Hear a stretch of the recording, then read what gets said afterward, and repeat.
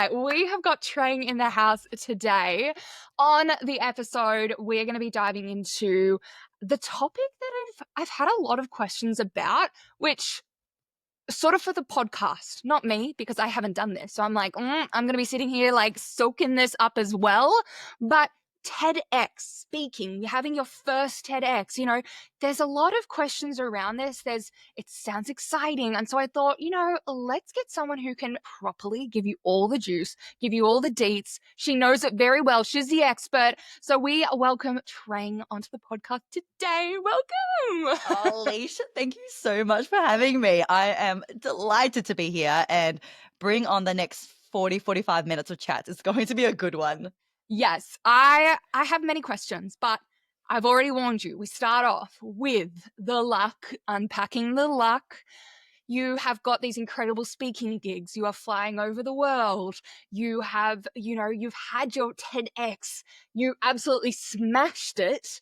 You look absolutely like everything is so going very well. And I'm not saying what's got to not be going well behind the scenes, but I would love you to sort of share perhaps a moment or something that someone was like, yeah, but trying like luck. And I want us to unpack that. Yeah, absolutely. I live a split life, it feels like. For 6 months of the year, I live here in Melbourne where I get to soak up the big smoke. Like I'm putting on my boots, my blazer to do speaking engagements or my corporate trainings. I spend a lot of time with my parents. So I'm cooking with my mum and I'm watching movies with my dad. And then for the other 6 months of the year, I am usually living and traveling abroad. So we were talking about this just before we started recording. I spend a lot of my time in Bali. That's my second home. And I'm also bopping around other countries as well. So for 6 months of the year, I get to disappear into the mountains or be working on this tropical island. And when I share that on social media, then I naturally get messages of, oh, lucky you, we'll just be here in Melbourne winter. Or, oh, you're so lucky to have a business that allows you to have that freedom.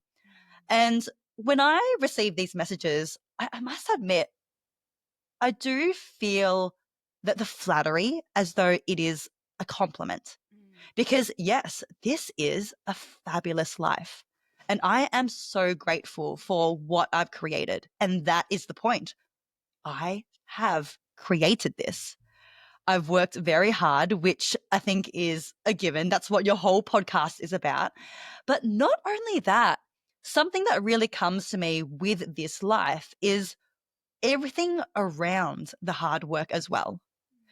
Like the pain at a personal level of having to let go of relationships because I am moving around so much. The initial letting down of my parents because they are immigrant parents and they have worked so hard to raise me in one of the best countries in the world.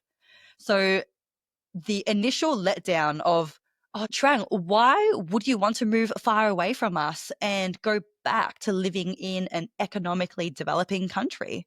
And like navigating that confusion at the start, or even living out of a suitcase and the homesickness and the constant mental bandwidth of booking accommodation and booking flights. All of that comes with this lifestyle.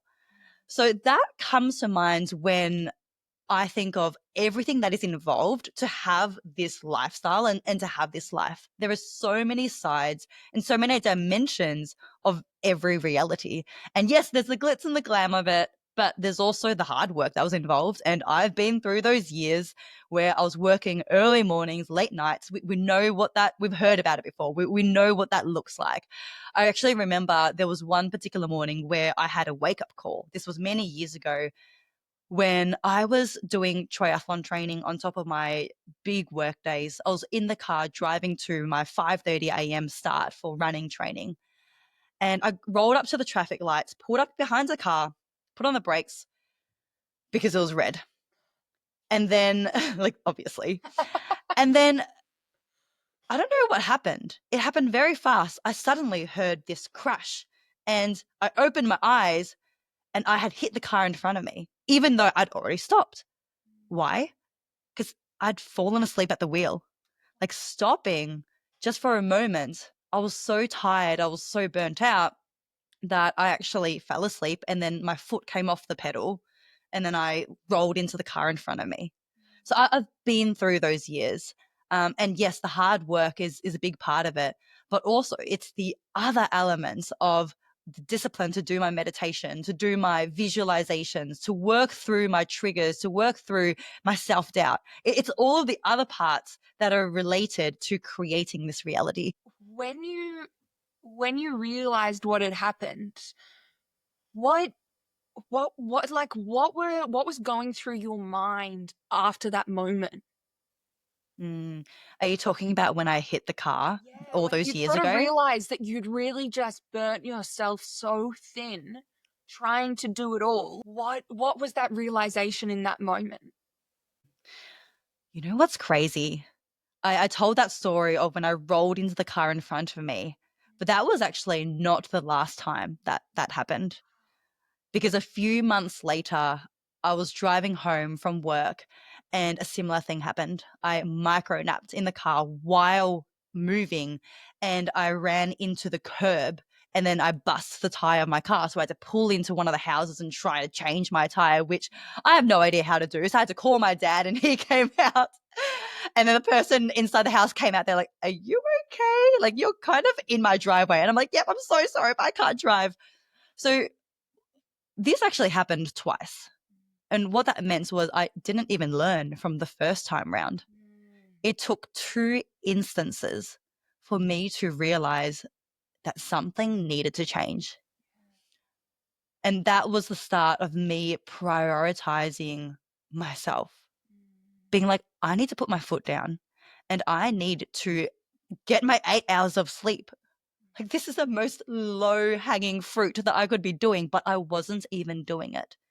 So that was the start of me actually rejigging my days, rejigging my weeks. And that actually became part of my brand for a while, because back then I was doing more business coaching. And I started to have this messaging of having a business that is free and fulfilling. Like, it needs to give you that freedom. And that's such a big theme in my life now. And now that I'm talking about it and I'm reflecting on it, it was quite a pivotal moment that shifted my business as well as my own lifestyle. And I think it's so interesting as well that, and I'm really grateful for you sharing this because I mean, one, I fun little fact. When I was young, when I couldn't get to sleep, I've never liked to sleep. I just want to like carpe diem. I'm like, make the most of every moment. I can Um, see that. oh, my partner hates it. He's like, it's time to sleep. I'm like, let's play. Um, but when I was younger, my mum would, if I was ever struggling to have a nap, she would, put me in the back of the car and she would drive up and down the cobbly, laneway. And so now in moving vehicles, I really struggle to stay awake. And so, I'm someone who I've always had a fear of this because not just the fact that I might be maybe a little bit tired, but it's that in the back of my mind as well. And so for you, for that second instance, what do you think was the difference between the first time and the second time? Like, what do you think really shook you? Because, I mean, the second time, fortunately, it was just the wheel. Hmm. What Hmm. was really the difference for you? I think it was the overall realization of, Trang, you didn't even learn from the first time that this has happened, and it's happened again. And we know that that's a thing in marketing. We need to sometimes hear the same thing multiple times before we take action. And in this case, it was potentially the first time not being a big enough consequence that I didn't learn from it, because I felt very grateful. I rolled into the car in front of me. It wasn't at a fast speed, right? So he actually looked. We pulled over. The driver of the car in front of me looked at his car, inspected it. It was like the tiniest of scratches. So he was like, "Oh, it's fine. Don't worry about it." So we didn't even need to file any like insurance claims or anything. It just wasn't that big of a deal, and I still made it to my running training on time. So then I think You're really fortunate there. yeah, I know, right? So then I think it was the intensity and the magnitude of the second time round where I was like in this random person's house and my dad had to come and we were changing the wheel. And then the accumulation of, hey, this has happened twice. And if nothing changes, nothing changes. Something needs to change. So that was quite a wake up call for me because I was finally ready to receive that message. I think that this is such an important lesson because whether it's, falling asleep behind the wheel, whether it is investing in something that isn't the right move for you, whether it is doing something in business because maybe the attention and the lights, the camera, the shininess has really got you in again. So I think that this is a really, really, really good reminder because for you, do you look back and do you wish you had have sort of changed things on that first go? Or are you sort of like, okay, this has been the biggest thing because now moving forward, I don't wait for the second time. Mm. You know what? I haven't thought about this before. So thank you for asking this, Leash. If I had my time again, I don't think I would change it. I think you are right. I do go through life with the perspective of when things happen, it happens because I needed it to happen. So that first time just wasn't a strong enough of an event to create a change in the way that I saw things. So I had to learn my lesson. And I take accountability that I had to learn it again the hard way through the second time that it happened. And that's not just in this instance. Like that is the approach I take in other areas of life as well, whether it's relationships or business. Like I take accountability that if I'm not awake enough and I'm not taking action, then I deserve to go through what I need to go through. And that's not in a way of I deserve to like go through shit. And I'm not like trying to put myself down, but I'm like, things happen because they need to happen. So I'm here to go with it and I'm here to be learning and to be observing things that come up.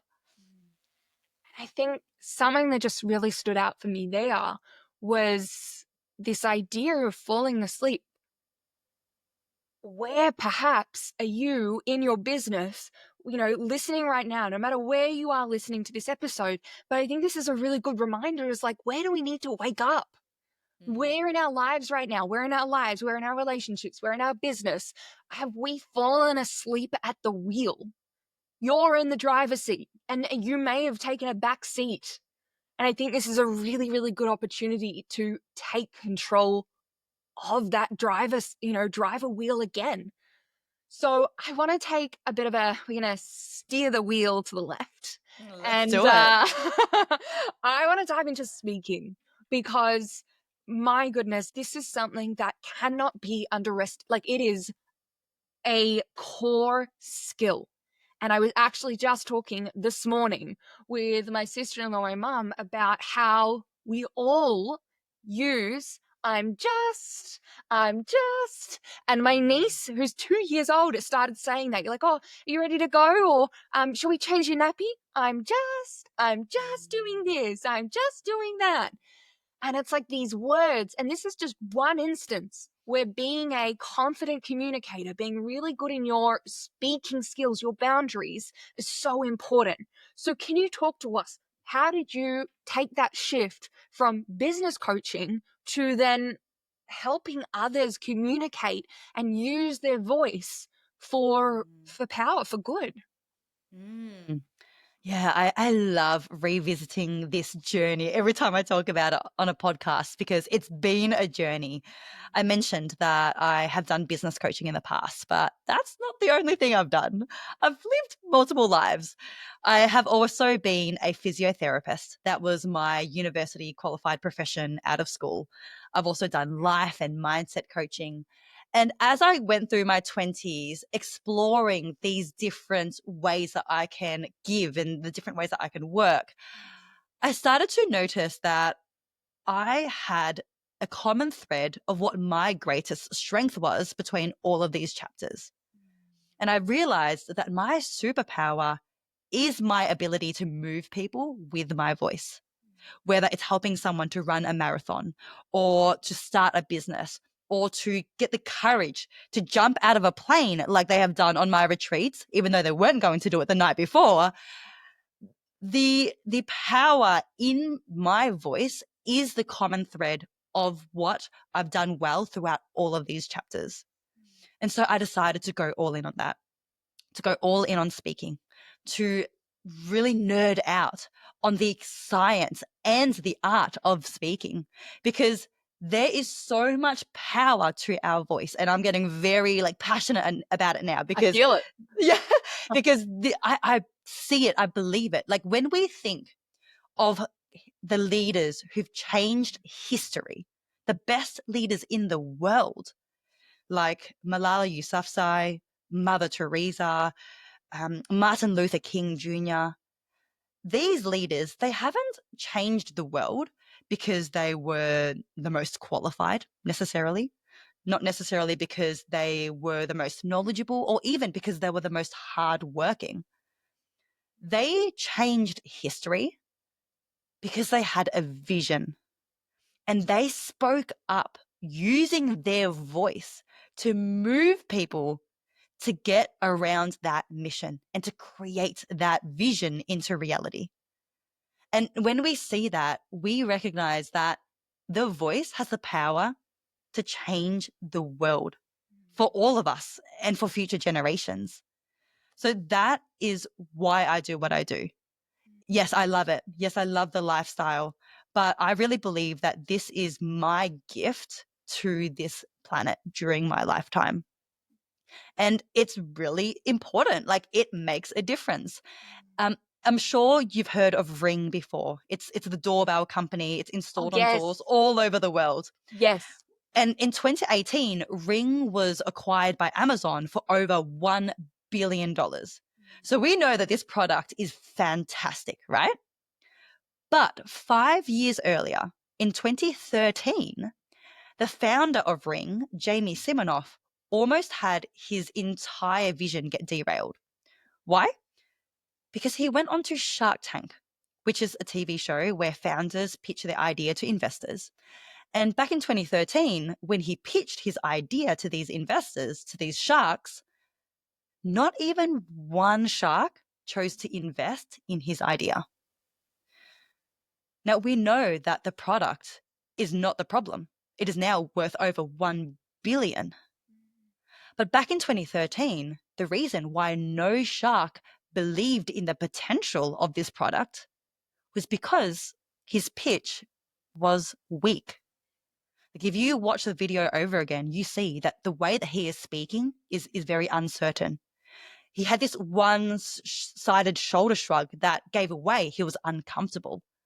He was swallowing deep. That showed he was very nervous. And he was also pausing randomly in the middle of sentences that showed he was kind of making things up and he didn't really know what he was talking about.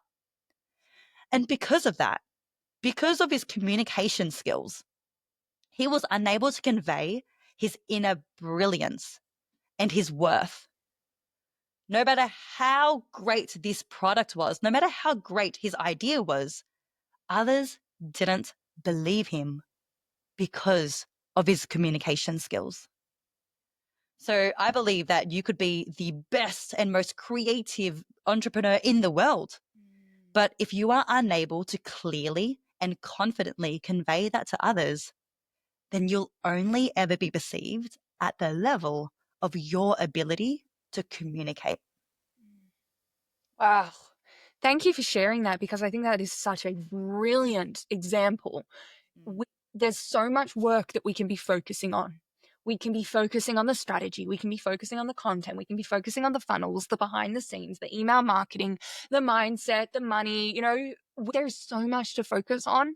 And you've really just hit it. This is a core skill that is going to benefit you no matter whether it's a client, no matter whether you're pitching, no matter whether you are doing your first TEDx, whether you're just having a conversation with a friend and you've had a disagreement at the post office. Mm-hmm. these things benefit you again and again and again. So I want to talk about TEDx, but I have to ask, where did this confidence from you in your own voice, in your own ability, come from? If we go back to school, if we go back when you're younger, were you confident in using your voice, standing up for what you believed in? You know, like, where did this spark? Uh-huh. And I'm laughing a little bit as you're asking the question because how I was when I was young is this most complete contrast to how I am now. So I mentioned before that I was born here in Melbourne to Vietnamese immigrant parents, which means that I grew up speaking Vietnamese, not English.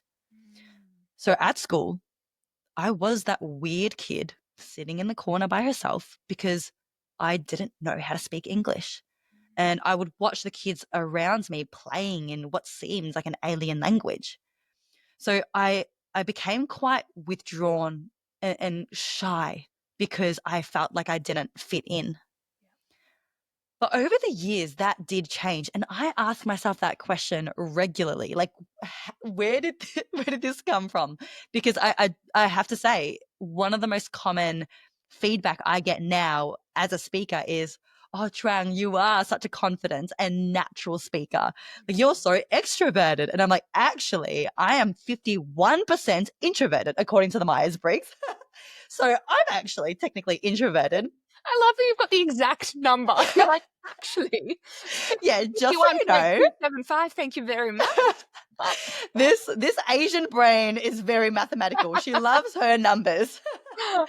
um, I think it came over so many small things, which I know isn't necessarily an easy answer, but there were many small things along the way. And I can remember one moment in year 8 when my mum bought me my very first book. And she brought it home. It was this beautiful cover that was pink. And it was Miranda Kerr's book, the book Treasure Yourself. And I remember reading Miranda Kerr's book and at the time she was like the peak of, supermodel, right? Like Yes. Victoria's Secret, all of that. I looked up to her so much. And in this book, she talked about how she used to get bullied when she was young. She used to get bullied for being tall, for being so skinny, all of the things that now make her the supermodel that she is. And I remember that gave me the realization of, hold on a second. Now, all these things that people might judge me for or might put me down for, it's so arbitrary. It's not real. Because what someone might make fun of you for could be the thing that makes you millions a few years down the track. Yes. So I remember that was one moment where I started to realize, hey, the times that I have been bullied or I've been made fun of, this doesn't have to be my identity. This is just a transient, fleeting experience that I've had. So that was one experience. And then as I went through the years of high school and university, I started to have little moments where I spoke up more and got positive feedback for it. And it gave me that momentum to do more of it. I remember starting my Instagram account in 2015. I had no idea what I was doing, but I was posting about personal training and sports stuff. That was my very first business, actually. It was called Strong Foundations Fitness. And I Shout was out. shout out, like everything's gone now. The logo that was made on Photoshop, not like maybe not even like paint. Like it was the most DIY logo ever. I started posting videos on social media, and then I'd get positive feedback. People were like, "Oh, thank you for sharing this. This is really helpful. I needed to hear this."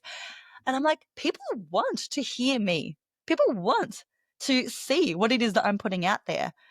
So it was this slow and ongoing cascade of positive feedback and me reframing my beliefs that eventually led me to be like, all right, I'm going to speak up now. And yes, of course, I still get nervous. And yes, I still don't love negative feedback. I mean, who does?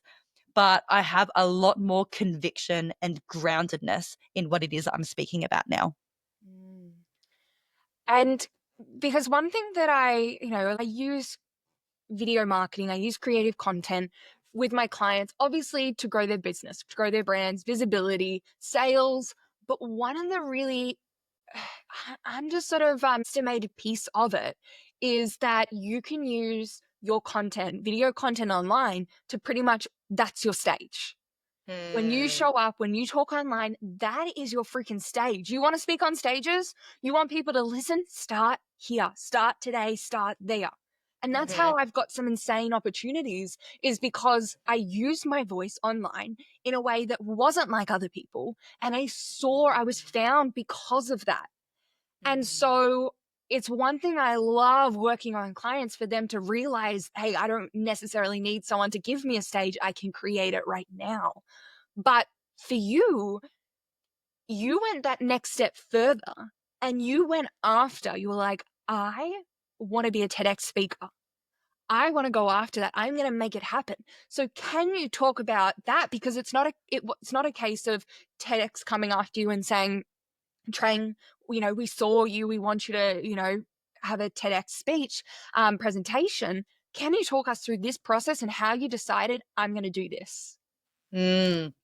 Oh, I could talk about this for hours because TEDx was something that I had dreamt of. It was going to be this far away one day goal that I was going to achieve. Because for anyone who wants to become a speaker, TEDx is like winning the lottery. It's like the ultimate thing that speakers want to be able to do. They want to do a TEDx talk on that red dot. So for me, I had gone through a couple of rounds of seeing different TEDx events share that they were on the lookout for speakers. And I had sent in my application. It'd take dozens of hours to put together a solid application. But each time I had been knocked back, like received an email saying, hey, thank you for your application, but it was unsuccessful this time. But 2 years ago, I remember seeing on a Sunday night at 9 p.m. a speaker call out from a TEDx event in Melbourne, TEDx Cecil Street. And I remember seeing the call out. I was on the couch. It was nighttime on a Sunday night. And I'm like, okay, definitely. I'm going to apply for this. All right. Well, when is it available? Like when do the doors close for applications? And then I just open up the proper page and I see that applications close the next day at 12 p.m. So I had seen the call outs very late. They'd been advertising for multiple weeks, but I saw it on the very last night. And Yeah, I pretty remember much the very, 15 hours to go. yeah, exactly, 15 hours. And I remember thinking to myself, oh, nah, like this is not happening. Like Mondays is my busiest day of coaching. It's 9 p.m. I'm pretty much getting ready to go to bed now. And I scrolled past.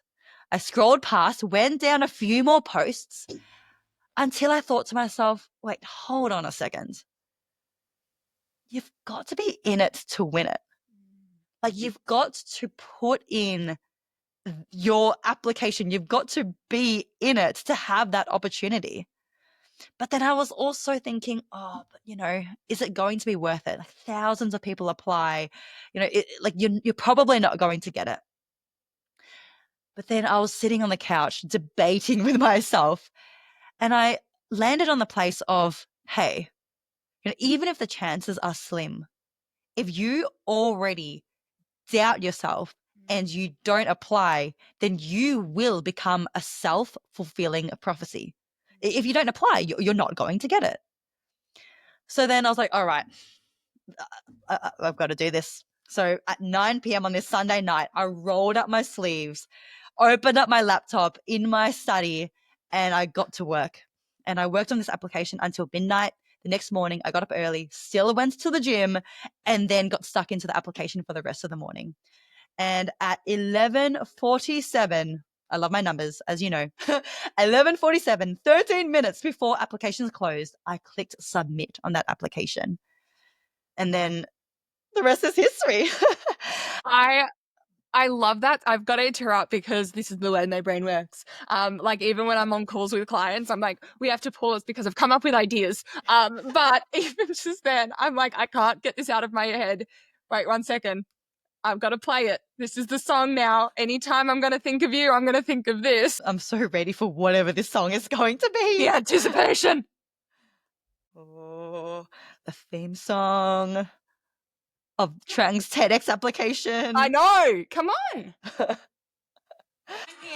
Fucking Friday. Oh, yeah. We're going At 10. Let's go. Let's go. Let's go. We're going at 10.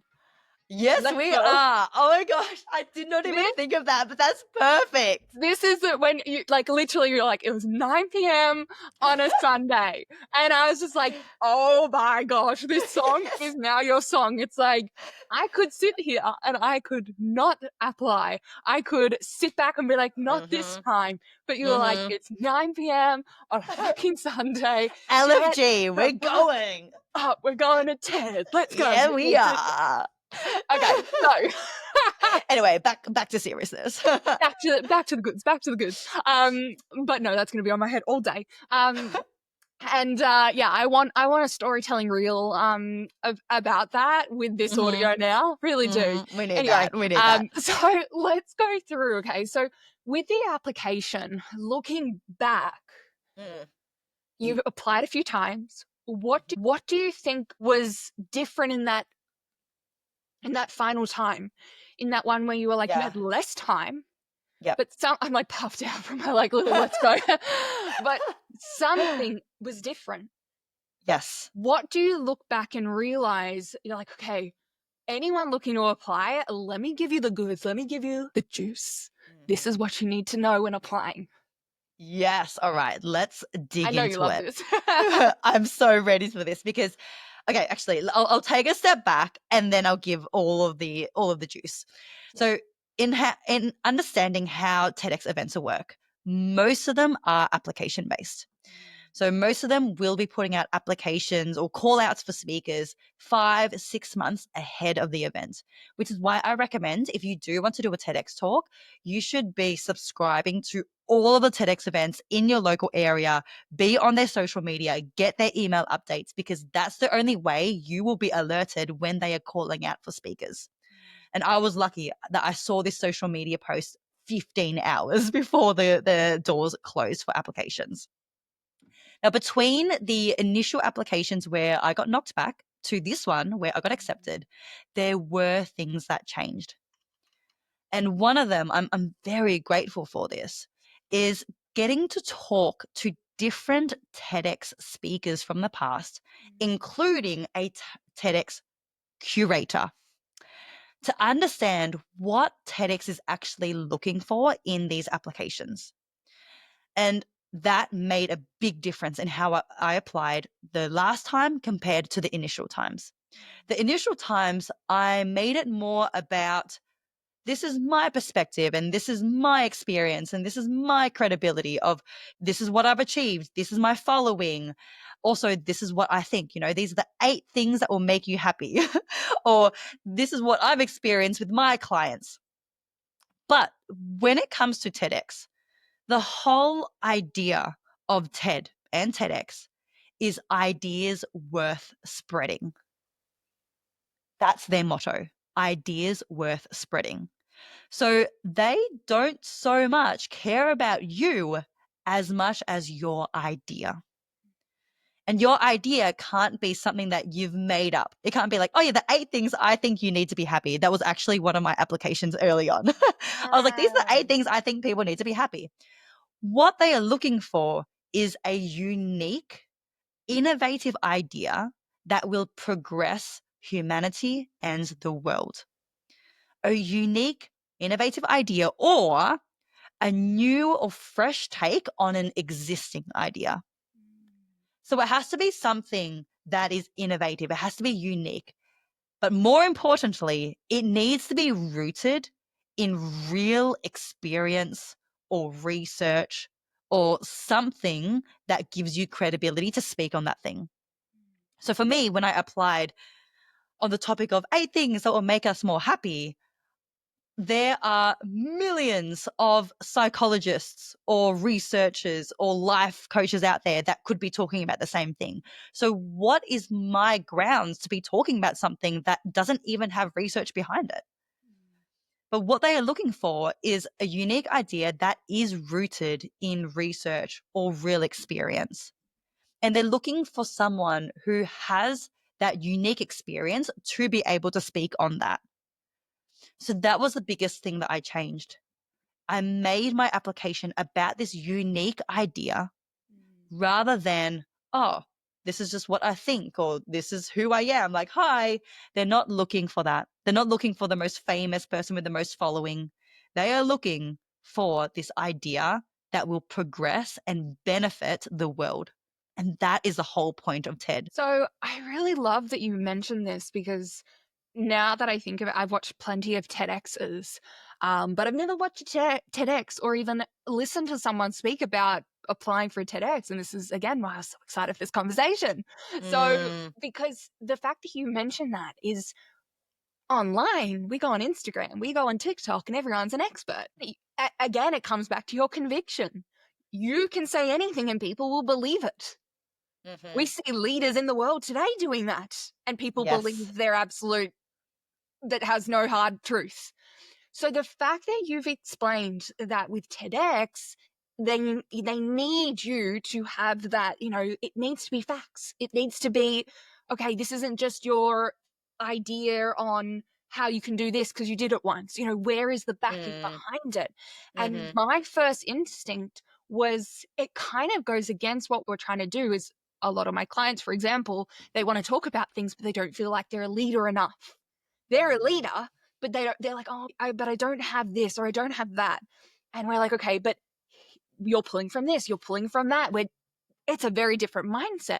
So how did you sort of, knowing this and understanding this, how did you not let that sort of second guess what you were?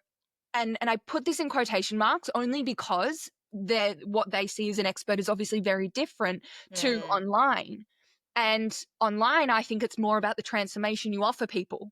If you're telling people you're a this and they get that experience, they get that transformation, very different. How did you not sort of let that start to impact and create that imposter syndrome in a sense? Yeah, this is such a good conversation because there is that conflicting message almost, right? From, okay, you are qualified enough in your experience and in your stories. And then I'm saying the opposite of Yes. TED has these requirements and it's so regimented. And it's true. There's a reason why TED and TEDx is a global phenomenon, because it is such high quality and the selection process for speakers is so vigorous. And there are all of these criteria that you do need to meet. But at the same time, what I did notice was it's not just like you don't need a piece of paper to be qualified. So I'm talking, you need to have a unique perspective, not just because you have a PhD or you have a master's or you've done this research and your name and your initials are on these papers. It can also be in your unique experience as well. But the key word is unique. And for me, I did a TEDx topic, not on research that I've done or a book that I've written. It was rooted in my personal experience. But the difference was when I looked up this topic online, no one else had talked about this before.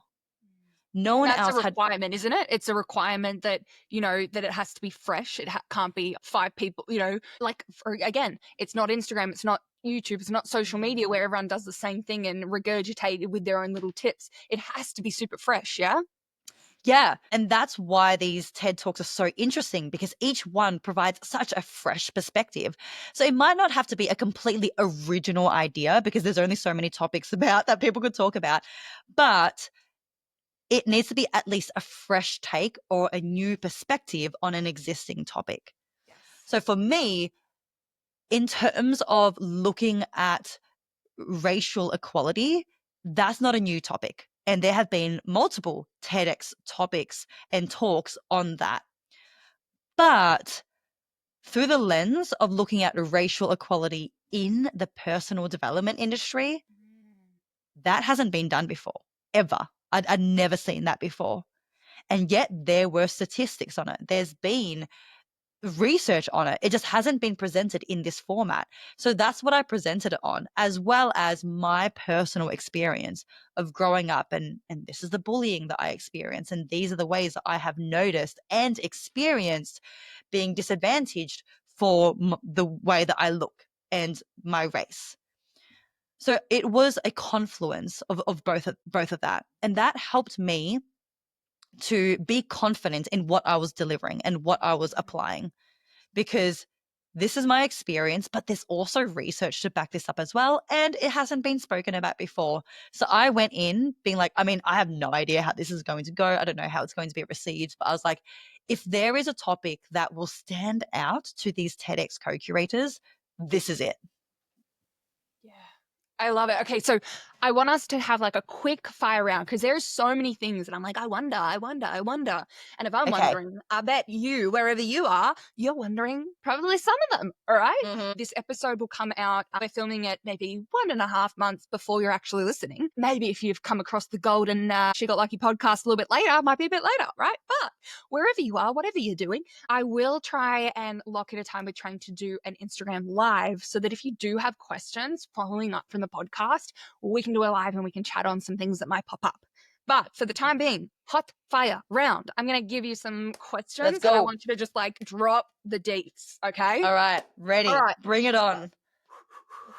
Okay. If you were to do another TEDx, what would you do it on? Oh, I would do it on something in the, this is going to be a surprise, but animal farming industry. How long did it take you to prepare for TEDx? Oh, overall, it was a 5-month window between applying and standing on that stage. So most of my life for those 5 months. Cool. Payment. What's the deal with TEDx? Is there any payment? For example, if your TEDx on YouTube is listened, watched a lot, like, is there anything there? There is no payment, not in a financial way, but you get paid in so many other ways that makes it completely worthwhile. If you were to do another one, would you do it in Melbourne again or would you try elsewhere? Ooh. I would say elsewhere, because I'm starting to be in Melbourne less and less, and I'm starting to see myself as more of a global citizen. So yeah, let's reach different corners of the world. Can you apply to TEDx anywhere or is there certain rules about it? Yes, you can apply to TEDx anywhere. Depending on the TEDx co-curators of that event, they may have preferences, but that's not across the board. So generally speaking, yes, you can apply anywhere. Do you have to pay anything to actually speak at TEDx? At TEDx Cecil Street, no. I'm not sure about the other TEDx, but generally speaking, because it is a volunteer-run event, it's generally not a paid thing from my understanding. Yes. Who was there to listen and watch you? Oh, I actually didn't invite any of my friends and family other than my one best friend, Sophie Joy Hayes, who, shout out, you are incredible. Thank you for being my support for the weekend. But Sophie was my right-hand woman and helping me out that weekend, looking after me, and she was there by my side. But other than that, it was just her. Every TEDx, it's the same amount of time, isn't it? The TEDx talks, you mean? Yes. Yeah. Yeah, there's a time limit. So they are a maximum of 18 minutes. Ours were 15 minutes. Yes. But it's generally 18 minutes maximum because that's the point of TEDx. It needs to be bite-sized learning and very consumable in a concise way. Mm-hmm. Okay. One thing you would have done differently about your TEDx looking back now? The way that I wrote my talk. So for me, that was the most stressful part. The memorization, the rehearsal, that came easy to me. But writing my talk was one of the most stressful things I've ever done. And one mistake that I made was when I submitted my very first draft for my talk, because that's what you need to do. You need to submit your talk get it approved, because there are all these guidelines that you do need to adhere to. So it needs to be approved first. My first draft was a bit left field from what my original application was. And I thought that was okay, because I was like, oh, I'm getting creative. I want to add this in. I want to add that in. But then when I got feedback 24 hours later that I pretty much needed to rewrite the whole thing, and with a 48-hour deadline, I might add, oh my gosh, I wish that I had just stuck to my application. Okay, all right. Well, look, I think that hindsight's a beautiful thing, and look, we can veer off again. We're taking the driver wheel. We're veering off to the right a little bit. I'm cautious of time, but I just have a few questions. So for anyone who's listening and they're like, it's this beautiful thing of I will one day, but I'm not ready yet. Maybe 5 years time when I've done this, when I've done that. I hear it a lot. It's like, I'll launch this course. I'll launch that podcast. I'll write that book when I've experienced more. I'll do that TED talk when. What do you say to them listening right now? They may not have even considered doing a TED talk. As cliche as this sounds, I have to say, go for it. Remember my story. I was almost not even going to apply. It was 9 p.m. on a Sunday night, and I went for it. Right? And then when I received the email a week later, and I saw in the bold letters in the email body of, we would be delighted to offer you a spot for this TEDx, I was like screaming. I was like jumping up and down. I had to take the rest of the day off work because I had so much adrenaline, and I was shaking. I had to go to the gym to move some iron. That feeling is unparalleled. And I am extremely grateful for myself for taking that trust and betting on myself. And we have no idea what is around the corner when we shoot our shot and we go for it. And that's not to say that we'll always get accepted the first time round. I wasn't. But when we learn each step of the way and we get closer each step of the way, then that is success. Like, success is the result of multiple and multiple iterations. That's all it is. So go for it. Take the information from this podcast, do more reading about what's required for TEDx, because of course, action without information isn't necessarily going to get you closer. You want to be informed. There are infinite resources now on what is required to become a TEDx speaker. It's on YouTube. It's in podcasts. There's a book on it as well, written by Chris Anderson, who is the head of TED. There are all the resources now. So get around it, like read up on it, and then keep shooting your shot. And we'll put Trang's details below as well, because I'm guessing the best place to start finding, learning, hearing more about you and everything you share is on Instagram. Yeah. I'm on there every single day. I also recently reactivated my dead LinkedIn account, so I'm also on there on a regular basis as well. Still learning with you there. Oh yeah, please do. Like, I'm still learning the LinkedIn lingo. Like, it's a lot to get my head around. Yes. I'm getting there. And I did also do a few podcast episodes specifically on each step of the way of TEDx as well. So if you want to go even deeper, that's where it is. All right, we'll link that below. Now, 2 final questions, okay? All right. And I was like, I meant to ask this beforehand because it doesn't flow as well. But anyway, not everything's perfect, and that's okay. That's the way we roll. Mm-hmm. So, memorization, okay? I know it's a big topic, and I know we could spend 20 minutes talking about it. Oh, yeah. But I know that this is something you said already, and you've talked about it as well. The memorization part comes quite natural for you. Yeah. What are your best tips around memorizing your presentation? 2 things. 1, frequency. The more frequent you memorize, the better. So every day for 5 minutes is better than once a week for 1 hour. So if you are memorizing something, then keep up the frequency of reciting and rehearsing that in your head. because the more frequent touch points that we have to memorize something, the more our brain will rewire, and it will store that in your long-term memory. So frequency. I did it once a day, but some of the other TEDx speakers who I got to share the stage with, they would do it multiple times a day. In the morning, on the train, in the gym, in the shower, they would constantly run through what it is that they'd memorized. The second part is more is better. And I'm talking more. There's a reason why Taylor Swift rehearsed her Eras tour. And I know you're a T Swift fan. Like, there's a reason why she was doing it on the treadmill. There's a reason why she did like an insane amount of rehearsals over the months leading into the tour. I believe that you would rather be 1% over prepared than 1% under prepared. So I did 120 plus run throughs of my TEDx talk every day, twice a day for the 2 or 3 months. I can't remember exactly now, leading into the talk, because that was the only reason that I could have that talk on the back of my hand, and I could not forget that talk even if I tried.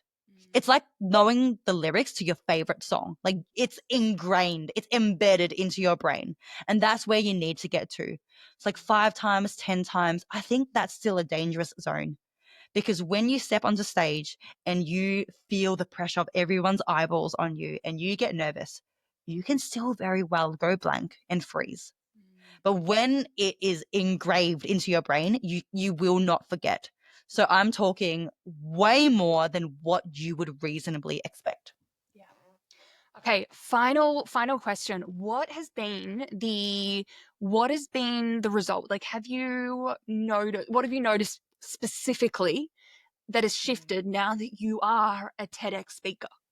A lot of things. Firstly, overnight, my life didn't necessarily change like I thought it would. And I do want to share that, because you know how we have that arrival fallacy where, oh, when that happens, we'll finally be happy. Or when that happens, our life will be different. Well, the next morning I woke up and my life was still the same. My life didn't necessarily change overnight. And that's the case with many other TED speakers as well. Like, some of them, they have their career take off. Some of them, nothing changes. But the difference is in what they continue to do after the TED talk. Like, how well are you marketing that talk? How well are you continuing to leverage the new visibility or credibility that you have? So I have like really pushed that. I could have done different things even better in hindsight, but I've continued pushing that, and I've had really awesome opportunities come from it. Like, people have found me on the internet who I never thought I would have reached. Like, I've had companies from the US, from Europe reach out to me asking me to contribute and do a talk for them. And I'm like, how did you find me? And it comes down to the SEO of me being a TEDx speaker and them having that avenue to reach me and to find me. So there have been some really fabulous opportunities. But what I do want to say is, yeah, it's not just you do that one thing and your whole life changes. It is the ongoing work afterwards to leverage that opportunity that you had. Yes. Yep, absolutely. And it comes back to, again, I say it a lot. It's like, tell your story again and again and again. People will see, not everyone sees every post, and it's not always, people resonate with this post. People resonate with this time that you're using this story. And it's why you use any of these things that you've created, achieved, transformations, anything that makes you credible, talk about again and again and share again and again. So I freaking love this. Okay, I want to finish off with a quote or a saying that you heard, that someone said to you, that you read, and it literally changed the way you were, changed the DNA. Like, you're probably gonna be like, oh, I should scientifically that's not how it works, but right, like when you heard that, it changed you to your core. Oh my gosh. Okay. I've got one, but you know what? I need to be real. I need to look it up because it's a bit long. So I don't want to butcher it. Yeah. No, that's okay. Okay. Hold up. Wait a second. We need to get this. I should really memorize this though, you know? Like at this point, I should memorize the whole thing. All right. We have it, I believe. Okay, yes. Are we ready? Okay. Reality is negotiable. If you stress test the boundaries and experiment with the impossibilities, you'll quickly discover that most limitations are a fragile collection of socially reinforced rules that you can choose to break at any time. Tim Ferriss. Love And that quote opened up the whole world to me. I was like, you know what? I can negotiate the reality that I want, and the impossibilities are possible. Yes.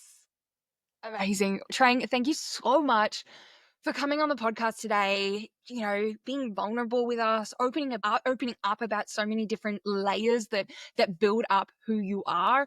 Thank you so much. We'll put all your details below. Trang Nova, thank you so much. Leash, thank you for having me. I've really enjoyed this chat, and we could have kept going for hours. I really believe that. Oh, we could have. But as I said, when this comes out, we'll do a live. We'll save the replay as well, so that way, if there are any things that sort of pop up, generally, I'll be like listening back, and I'll be like, oh, this, that, and that's why I've got the live. So stay tuned. But thank you so much for listening, and as always, I love to see where you're listening to. So take a photo. Take a photo on your walk. Maybe you're giving your dog a snuggle and you're listening. Maybe you're pausing and taking notes. Take a photo, share it to your story, tag Trang, tag myself. I cannot wait to see, and I'll speak to you all in the next episode. But Trang, we'll speak to you soon. All right.